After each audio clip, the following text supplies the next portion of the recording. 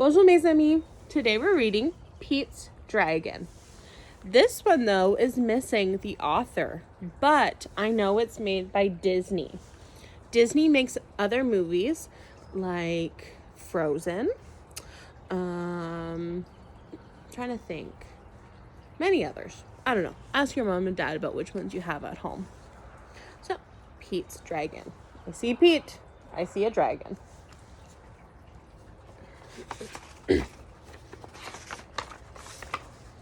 Once upon a time, there was a lonely little boy named Pete.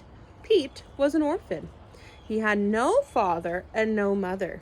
He had no sisters or brother. What I need is a friend, Pete said to himself. So there's Pete. Ooh, who do you think that might be? Maybe a friend?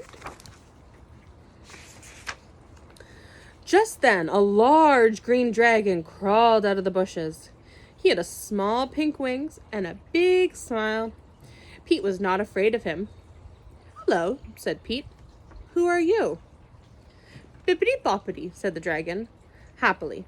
My name is Elliot, and I want to be your friend. We don't have an Elliot in our class, but Madame Lamb's class has an Elliot. Maybe they know each other. Pete was very happy to have a friend. He skipped across the field with Elliot and then jumped over a fence. Elliot jumped over it too. Later, the two friends sat down to rest. Pete said, I have to run away from the place where I am living. Now I am on my way to see the world. Would you like to come along, Elliot? Bip, bip, said Elliot. Sure. Elliot knew that Pete was a good home, but he did not want to say that to Pete.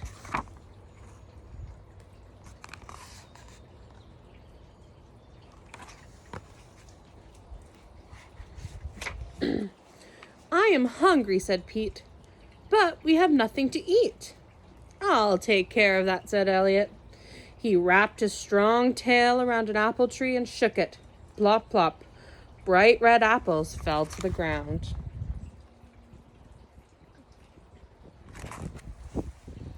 Pete wanted to roast some apples. Elliot blew flames with his mouth to start a fire. Then Pete put the apples on a stick and held it over the fire.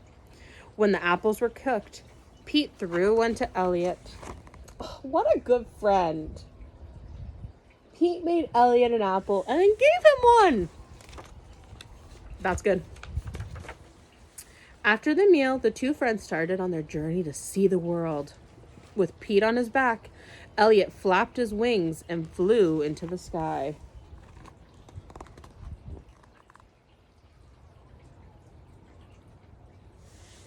I would be scared sitting on a dragon. Look how far they are from the ground.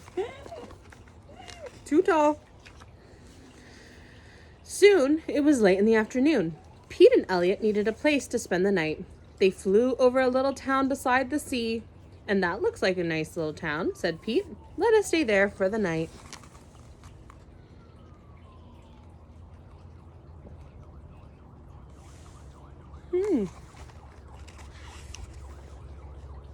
Elliot landed on the edge of town. Then he made himself invisible so that he would not frighten anyone. Pete and Elliot walked into town. No one could see Elliot except Pete. Do you see Elliot? I think he's over here. Is he over here? Oh, you're right. He's over here. Elliot was a very large dragon.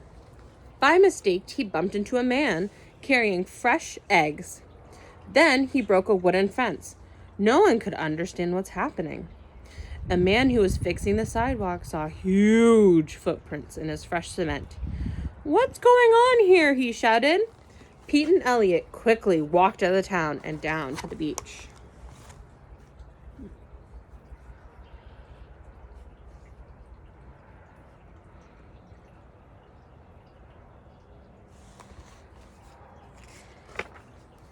There was plenty of room for Elliot on the beach. He and Pete went for a walk. They came to some rocks on the beach. There was a big cave in the middle of the rocks. This is a good place to spend the night, said Pete.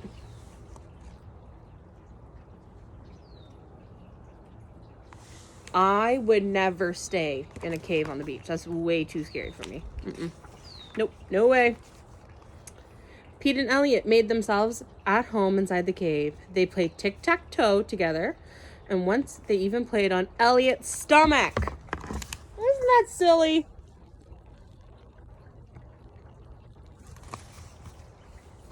Suddenly, they heard a friendly voice.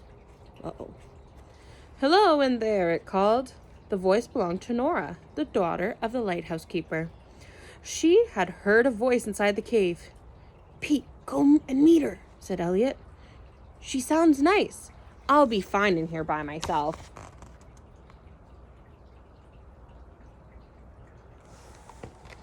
Elliot, good friend, very good friend. Pete went out and shook hands with Nora. My name is Pete, he said. Would you like to meet my dragon? I am sorry, said Nora gently, but I don't believe in dragons. Nora doesn't know what she's talking about. Dragons exist. Elliot said, stayed hidden in the cave. You look a little tired and hungry, said Nora. Would you like to come home with me? Pete said that he would. Well, come on, said Nora. Pete and Nora walked towards the lighthouse together. I know dragons exist because there's one, right? And there's another one. Does Elliot look sad? I think he might be. Why? Why do you think he might be sad? In the lighthouse, Pete ate a good dinner with Nora and her father, Lampier. Lampier was a lighthouse keeper. Just as they finished dinner, a terrible storm blew up. Lightning flashed and thunder boomed. The light! Cried Lampier. It must not go out. He ran up the stairs to the top of the lighthouse. The storm grew stronger and stronger. The wind howled. The waves crashed against the rocks.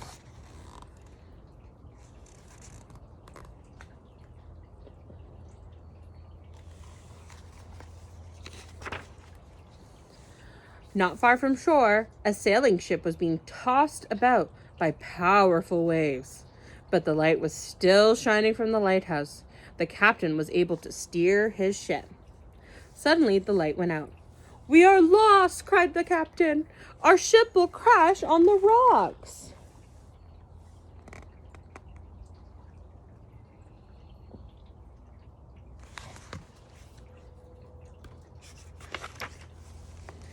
Lampier, Nora, and Pete were all at the top of the lighthouse. Quick, said Lampier. Help me light the lamp again. Nora held the glass chimney. Lampier tried to light it with the wick of a big oil lamp, but it went out and would not catch fire. Then Pete had an idea. He raced down the stairs of the lighthouse.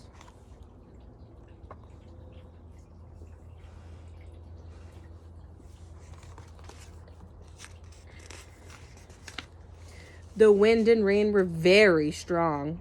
Pete ran as fast as he could. He was going to find Elliot. You see him running there? At last, he reached the cave. There was Elliot, sleeping peacefully. Wake up, cried Pete. You have to help Nora and Lampier.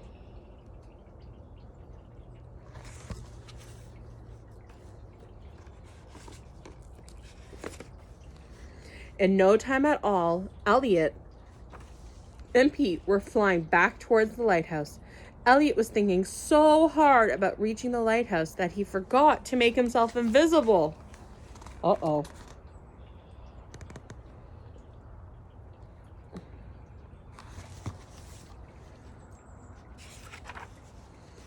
Nora was very surprised when she saw Elliot. Pete, she said, you really do have a dragon. Yes, said Pete, and he is going to help us. Yow, cried Lampier. That is a dragon. Do not worry, said Pete. Elliot is a friendly dragon. He is here to help us.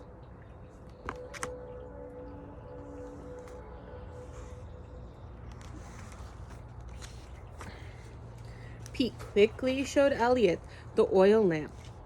That would not light. Elliot smiled, took a deep breath, and blew out a strong flame. The wick caught fire, and a bright line shone out to the sea again. "You did it, Elliot!" Pete shouted.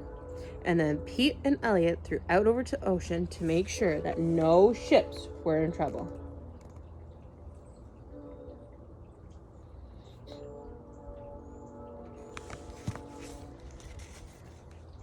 Soon, Elliot brought Pete back to the lighthouse. Then Elliot returned to the beach. The storm was over. Nora fixed hot cocoa for everyone. "Listen, Pete," said Lampier. "Why don't you and Elliot live with us? I could build Elliot a special house on the beach." Pete went down to the beach to tell Elliot about Lampier's offer. "Gee, Pete," said Elliot, "I came to you because you needed a friend. Now that you have Nora and Lampier, it is time for me to find another child who needs a friend."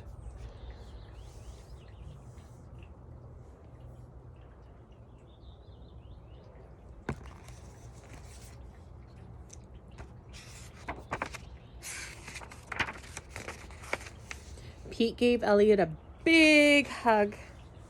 "You are the best friend a boy could ever have," he said. "Bip, bip.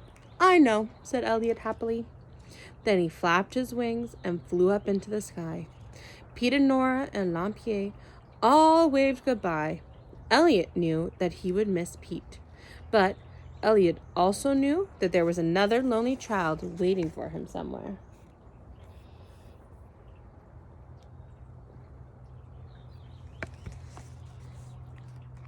Elliot's a pretty cool dragon, I think.